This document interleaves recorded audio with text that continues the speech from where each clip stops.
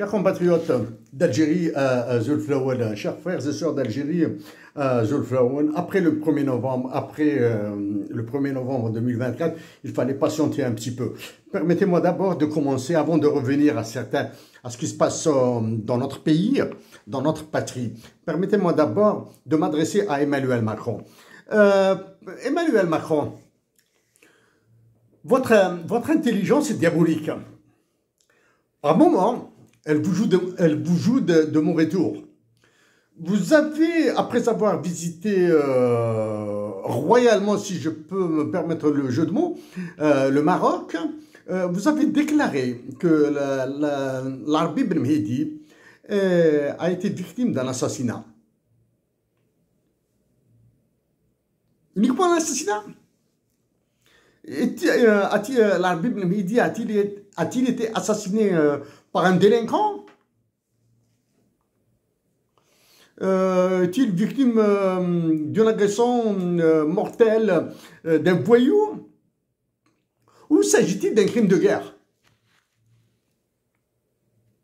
Avez-vous oublié les conventions internationales relatives aux prisonniers politiques, aux droits de la guerre, aux prisonniers de la guerre?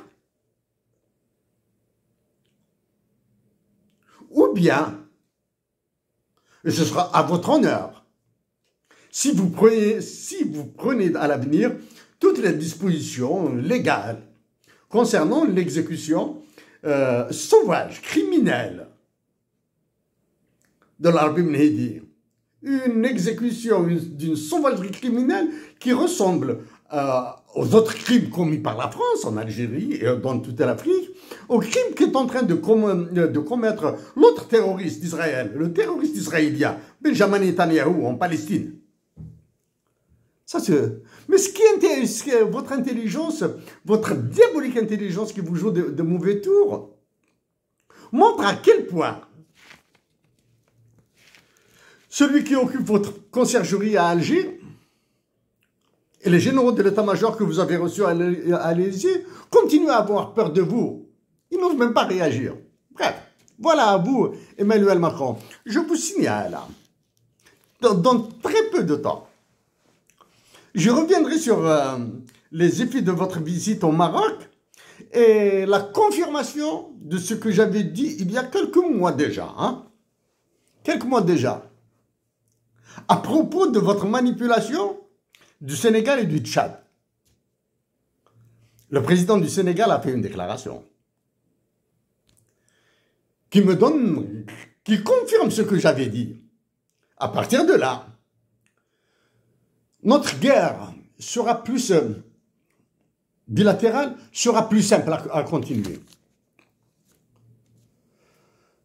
Chers compatriotes d'Algérie,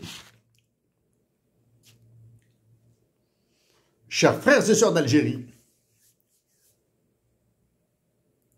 il est hors de propos pour moi de revenir, de parler de la dernière déclaration du FMI sur l'inflation en Algérie.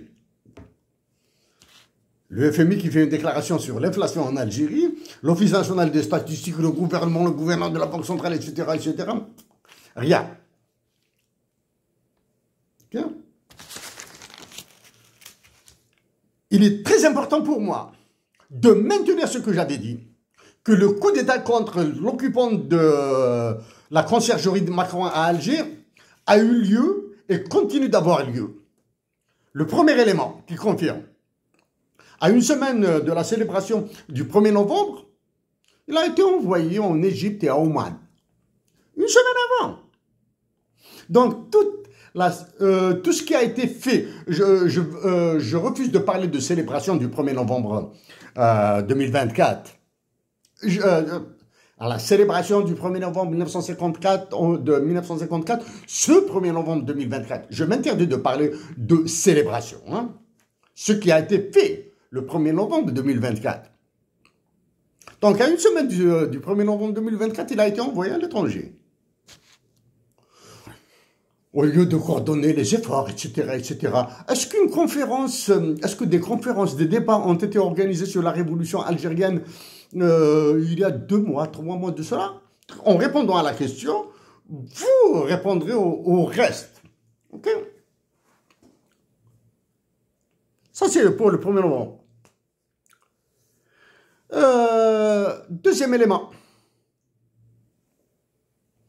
Le dirigeant de la Corée du Nord a offert son aide en soldats et en obus à la Fédération de Russie, s'il vous plaît. Il a offert des soldats, il a offert des obus. Donc la Corée du Nord, l'État nord-coréen, fabrique des obus, au moins des obus. Est-ce que notre pays fabrique des crayons? D'accord. Qu'a gagné la Corée du Nord? Elle a gagné le blé russe, pour une bouchée de pain, si vous voulez, si vous me passez l'expression.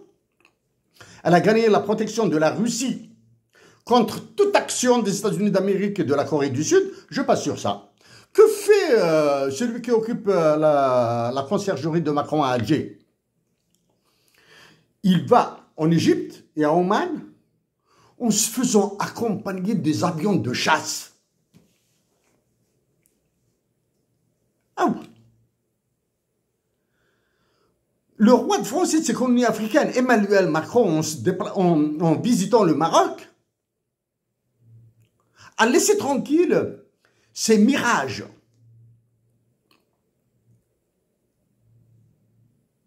Il les a laissés. Les mirages. Les avions de chasse de l'armée française. Il a laissé ses sous-marins nucléaires. Ok? Celui qui occupe la conciergerie de Macron se fait accompagner par des avions de chasse de l'armée algérienne, auprès de qui vous savez. Bref. Le nouveau président des États-Unis d'Amérique est connu. Je vous souhaite bonne chance avec les commentateurs, les analystes, les expertologues des chaînes françaises qui vous étouffent, qui vous intoxiquent, avec les expertologues locaux. Le président des États-Unis d'Amérique a fait un raz-de-marée, politiquement parlant. Ok? Si vous voulez comprendre pourquoi le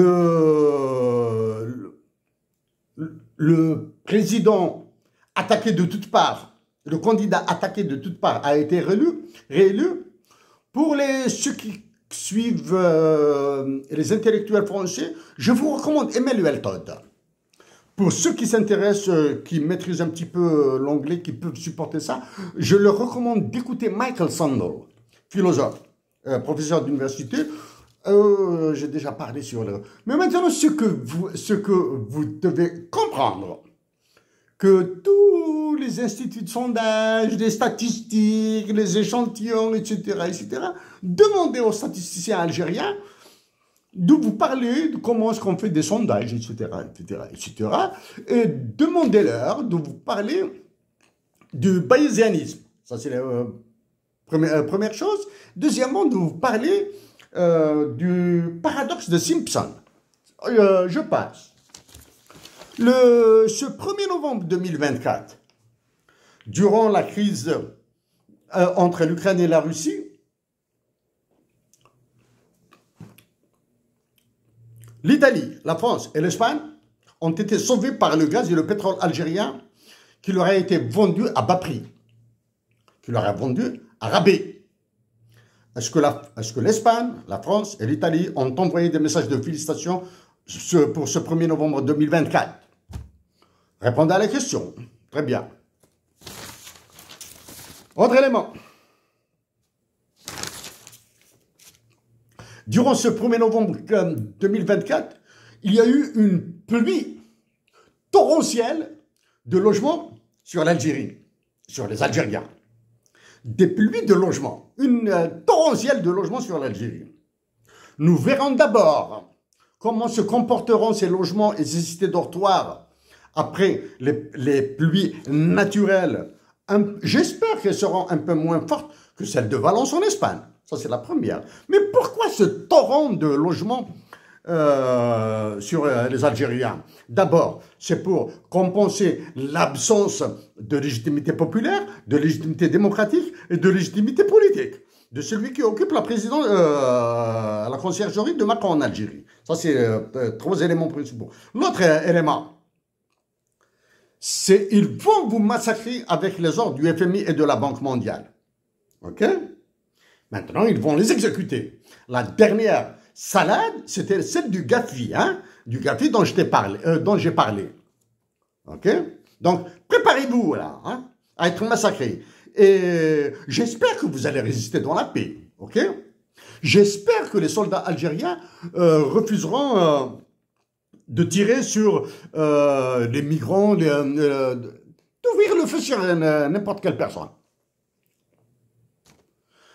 Prenons 2024. Faute de chefs d'État et de gouvernements étrangers, la tribune a été remplie de galonnés algériens. Remplie. Vous avez toute la violence, vous avez vu toute la violence qui vous attend. Vous avez les généraux qui ont peur des autres généraux, vous avez les généraux qui décident de comment est-ce qu'ils vont mener l'Algérie, et seule une révolution des œillets à l'intérieur de l'état-major de l'Algérie, de l'état-major de l'armée, pourrait sauver la nation algérienne. Seule. Donc, restez tranquille. Demeurez pacifique.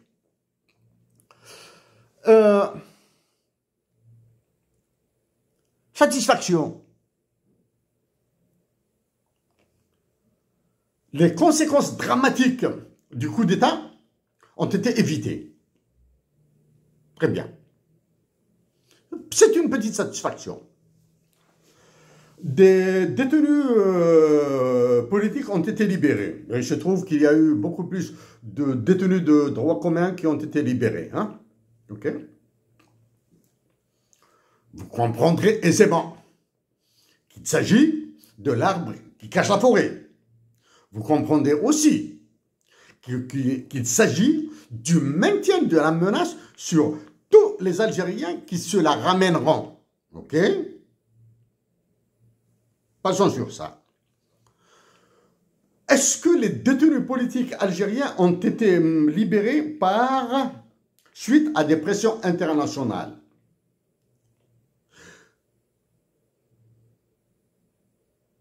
Jamais et au grand jamais, les pressions internationales sur l'Algérie ont donné un résultat positif. Jamais, au grand jamais, les pressions internationales ont servi autre chose que les intérêts de l'OTAN. Jamais. Parlons concrètement. Quiconque vous dira que ce sont les pressions internationales qui ont permis la libération des détenus politiques en Algérie se fout le doigt dans l'œil jusqu'au coude. Ou du moins, se fout les doigts dans les yeux jusqu'à ses coudes. La preuve. Il en reste toujours. L'autre preuve. Si les pressions internationales permettaient la libération de détenus politiques, au plus, un détenu politique passerait 2 mois, 3 mois, on va dire 6 mois en prison. Mais pas autant.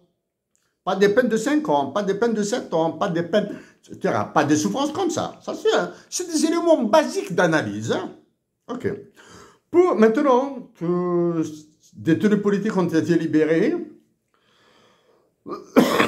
je reviens sur certaines actions internationales. Je suis parti en Norvège. Je me suis adressé à la Fondation des droits de l'homme à Oslo. Je me suis déplacé personnellement, j'ai envoyé des emails et j'ai déposé des lettres. Aucune réaction. J'éviterai de donner tous les détails, s'il vous plaît, là, parce que c'est très complexe, très complexe. En Norvège, des fondations de droits de l'homme. Je me suis déplacé et déposé un dossier, 6 pages, auprès du FAFO, à Oslo, FAPO. Le FAPO, c'est un institut de sciences, de recherche sociologique, socio-économique. C'est lui qui a organisé la conférence de la paix d'Oslo entre les Israéliens et les Palestiniens, entre Yasser Arafat et Shimon Peres. Je les ai contactés. J'ai contacté le Premier ministre de Norvège, qui m'a répondu moins d'une semaine après, qui m'a demandé, qui m'avait suggéré de contacter le ministre des Affaires étrangères de l'EPAC, chose que j'ai faite dans les 3 jours après. Hein. Un message très court, la copie de la lettre que j'avais envoyée au Premier ministre, réaction du ministre des Affaires étrangères de la Norvège, 0. Ok. J'ai contacté la presse, Posten, quelque chose comme ça, Afterposten, rien. Je me suis déplacé. J'ai parlé avec eux au téléphone, au siège même, à la réception du bâtiment dans lequel se trouvait le journal. J'ai eu un problème avec NRK. NRK, c'est la chaîne de télévision publique norvégienne. Je suis parti. J'ai déposé des documents. On m'a demandé de revenir. C'est-à-dire, ils m'ont dit qu'ils allaient me contacter. Ils avaient tardé pour le faire. Je suis reparti. J'ai eu un sérieux problème avec les journalistes. Avec toute une clique là de NRK, là, hein, de NRK. À Montréal, je suis passé à Amnesty International 2 fois. J'ai déposé un gros dossier comme ça. Aucune réaction. J'ai contacté des journalistes canadiens. J'ai contacté le Premier ministre du Canada, Justin Trudeau. Rien. Donc, évitez ces histoires-là de pression internationale. OK?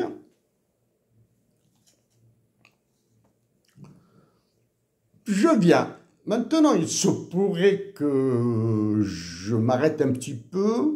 Bon. Je reviens au 1er novembre 2024. Oh. Avez-vous entendu des coups de canon à la mémoire des révolutionnaires algériens? Avez-vous entendu parler de Abban Ramdan, de Hussein Ahmed, de Ben Boulaïd, de Abbas Rahrour, etc. C'est pas le membre de Zérid Youssef, etc. Non. Avez-vous entendu des témoignages? Avez-vous entendu parler d'anciens révolutionnaires? Connaissez-vous le nombre d'anciens moudjahidines qui touchent des pensions? Répondez à ces questions. Okay? Avez-vous entendu Qassaman dans son intégralité? Avez-vous vu la troupe de l'Haras al-Jumhuri exécuter Qassaman dans son intégralité? C'est-à-dire, y compris les vers, on dit « Ya Firanza laqad hana waqt al-mi'ad », etc. de Mufti Zakaria, qu'il a écrit sur suggestions, recommandations, sur ordre de Abban Ramdan. En reparlant de Abban Ramdan, je reparle à Emmanuel Macron. Dites à vos crétins là, des médias, historiens, etc., de cesser de comparer Abban Ramdan à Robespierre. De cesser de comparer l'Arbi Ben Mehdi à Jean Moulin. Probablement l'unique personne qui est comparable à Abban Ramdan et l'Arbi Ben Mehdi et Hussein Ahmed, probablement, c'est Che Guevara. Il n'y a aucun Français qui est comparable à Abban Ramdan, Arbi Ben Mehdi, Hussein Ahmed, Mohamed Boudiaf. Il n'y a pas de Français comparable. Il n'y a pas de Français. Chers compatriotes d'Algérie, avez-vous entendu parler de l'assassinat d'une nation, de l'assassinat de la nation algérienne, le jour même où elle célèbre le déclenchement de sa guerre de libération nationale, dernière phase d'une révolution universelle? Oui, le 2 novembre, les voyous, les criminels, les délinquants financiers de Terramine Australie ont signé un contrat pour le lancement de la construction de leur machin chouette, de leur bombe atomique à Wadamizor. Avec qui? Avec les Chinois, s'il vous plaît. Avec Sinosteel. Pourquoi c'est joint venture? C'est un joint venture. En anglais, on dit joint venture. Pourquoi joint venture? À cause des droits de propriété, etc., droits de propriété, les lois qui ont été votées, etc. Terramine a acquis ses droits de propriété sur les terres. Okay? Donc, elle fera exécuter les droits d'expropriation par l'État algérien qui prendra la tannée, la raclée. C'est-à-dire, on cherche à vous déclencher des violences. Ils vont vous frapper pour vendre l'Algérie.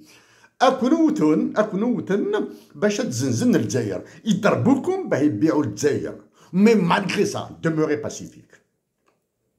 C'est possible. Pourquoi? Pourquoi s'agit-il d'un joint venture? Ouais, Z, joint venture. Parce que les Australiens sont en faillite. Je l'ai dit et je le répète. Sont en faillite. Ben, les Chinois disent, vous êtes en faillite, on vous donne l'argent, on prend tout derrière vous, dans vos dos là, on prend tout. On prend tout, et vous allez vous battre avec les Algériens. Okay? Ça, c'est la première. Le 2 novembre 2024, il y a Al-Jabba. Ils ont vendu l'Algérie. Que s'était passé encore?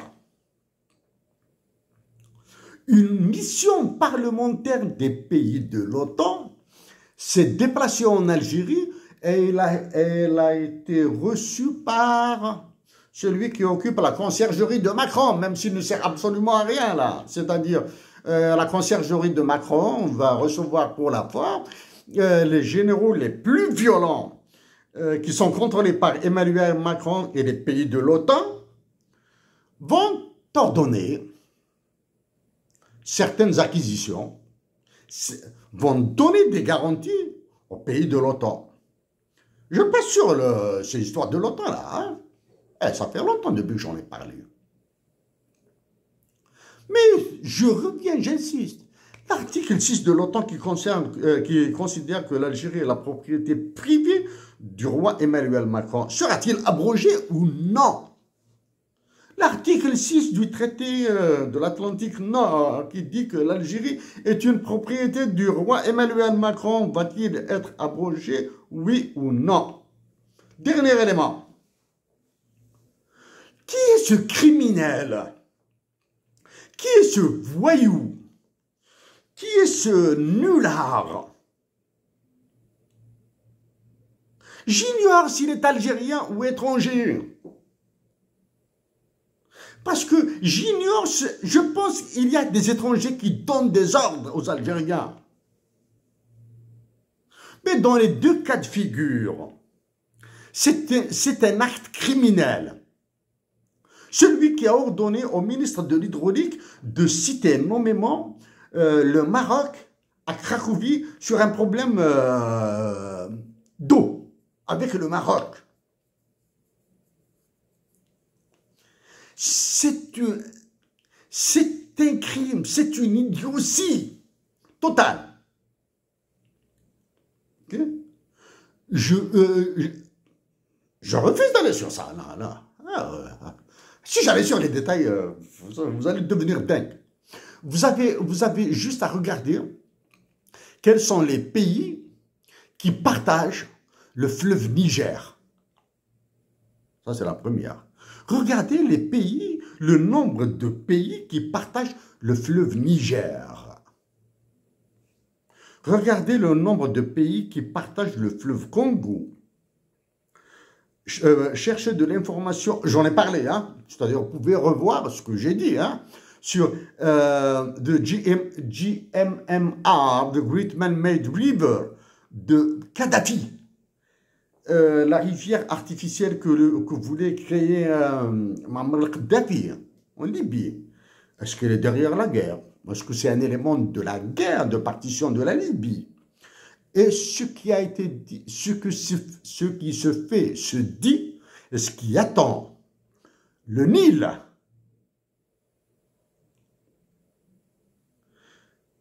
avec ces deux naissances, ces deux affluents, le Nil bleu et le Nil blanc, qui se rejoignent au nord du Soudan pour pénétrer l'Égypte, former un seul Nil. Okay? Le Nil blanc et le Nil bleu. Okay? J'en ai parlé en 2014.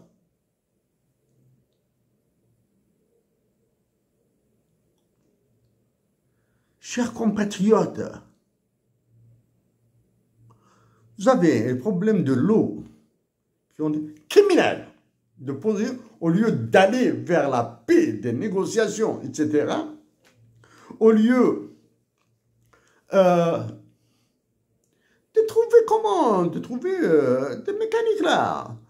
Le monde actuellement est devenu extrêmement violent, très violent. Mais là, le problème de la violence interétatique internationale a des solutions. Parce que c'est des équilibres qui sont durs à négocier. Durs à négocier. Mais probablement qui ont des solutions. Je pense que leurs solutions sont faciles. Parce que, globalement, mis à part la Chine et la Russie qui ont des moyens de feu, aucun autre pays autre que les États-Unis d'Amérique. Hein. Donc, le reste, Emmanuel Macron et ces machins-là, ne pèsent absolument rien. L'Allemagne ne pèse absolument rien. Chers camarades, chers compatriotes d'Algérie, chers frères et sœurs d'Algérie,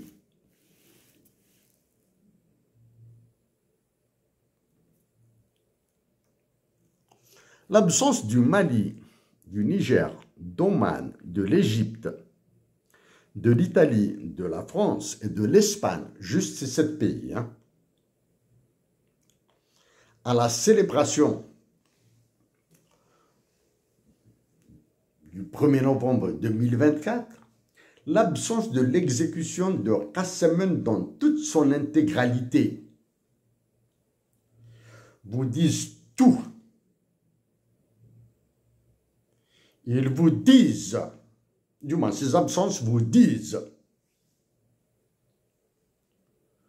que l'actuel occupant de la conciergerie de Macron à Moradia, que les actuels occupants galonnés de l'état-major à Enadja ont oublié que notre pays était la Mecque des révolutionnaires. Non seulement ils ont oublié que notre pays, l'Algérie, notre patrie plutôt, hein, est la Mecque des révolutionnaires. Ils ont oublié ça. Ils font tout pour que vous l'oubliez.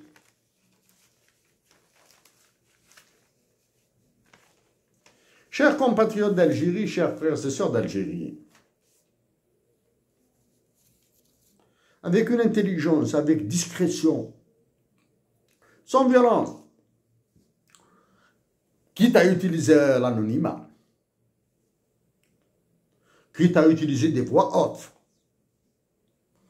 parler en arabe, parler en tamazight, parler en français, parler en anglais, parler en chinois, parler dans n'importe quelle langue que vous voulez, en espagnol, en allemand. Dites d'abord à Emmanuel Macron qu'il se taille de notre pays. Ça, c'est la première. Dites à nos compatriotes algériens du Sud qu'ils sont nos frères, qu'ils sont nos sœurs. D'accord? Dites à nos frères et sœurs du Maroc qu'ils demeureront nos frères et sœurs malgré toutes les bisbilles là, hein, toutes les bisbilles.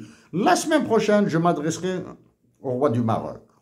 La semaine prochaine, on prendra mon temps, sans aucun engagement précis sur la date. Je le ferai quand je veux. Je le ferai à tempérament.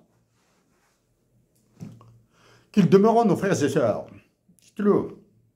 Oui, il y a le Sahara occidental, qui est un obstacle. Juste un obstacle, hein, parce qu'il y a le droit international, etc. Bon, pour cette histoire de droit international, j'en ai déjà parlé, je reviendrai. Mes chers compatriotes, je dois terminer. Revenons sur la question de l'hymne Qassaman. Donc, je vous ai posé, Douma, nous devons nous poser la question si Qassaman, dans son intégralité, tel qu'écrit par Mufti Zakaria sur ordre de Ban Ramadan, a été exécuté ce 1er novembre 2024. Ok. Est-ce que ce 1er novembre 2024 a été célébré par l'attaché défense, l'attaché militaire, l'ambassadeur d'Algérie en France, à Paris? Ok, on va voir. Je ne prétends pas avoir vu tout ce qui a été fait autour du 1er novembre 2024. Avant et après, probablement. Ok. Avez-vous entendu parler de l'amazirité de l'Algérie? Est-ce que l'Algérie a été libérée grâce à ces amazirs? À ces amazirs d'expression tergui, d'expression mozabite, d'expression kabyle, d'expression arabe. Elle a été libérée par les amazirs algériens de tous les dialectes, de toutes les langues. C'est la première. Quand allez-vous entamer la discussion sur un hymne national bilingue en arabe et en tamazir, conforme à la révolution que nous devons organiser pour sauver la patrie? Un hymne national en arabe et en tamazir. Je le dis et je le répète.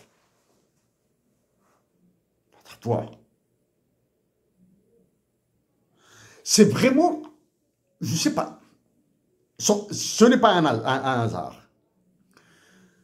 C'était un signe noir, c'est Black Swan, en anglais, Black Swan, c'est un événement qui est comme ça. Lounas Matoub a mis sur ma voie un ange, une femme merveilleuse.